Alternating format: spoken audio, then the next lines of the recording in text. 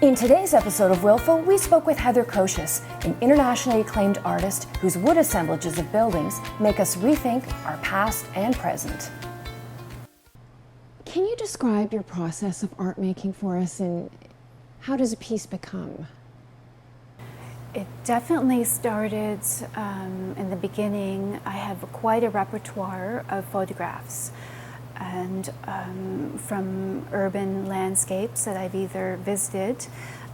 My one time when I visited Chicago, I wanted to, when I flew in, I did not want to land in the city. I stayed outside of the city, close to the airport, so I was able to take the train in. So I was grounded and I go into the city. And then I take photographs and I just start looking at shapes and space and light and angles and, you know, just taking all sorts of things and just being really free with it. So I try to create my own composition with the photographs I've taken. I want to create space, depth, I want to create a feeling. And then once I decide on the composition, I start building. Yeah. I decide on the size, and then I build from the background to the foreground. So it's layering. I'm very conscientious of how strong these pieces are going to be. People are collecting my work. I want it to last.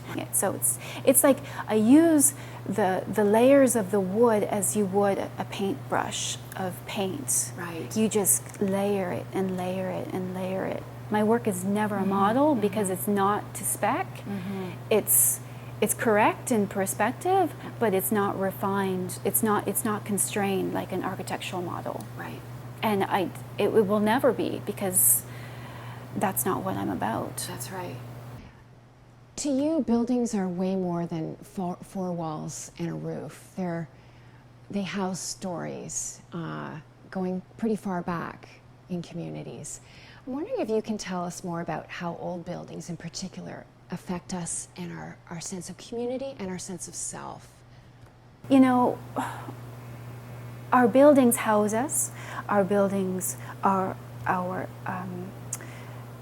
a way of economy. But before the buildings, people had to design the buildings. People had to create the buildings. So you had the team of people who thought about building them. You had the team of people who physically built them. You had the people who repaired them. You had the people who owned them. Like it's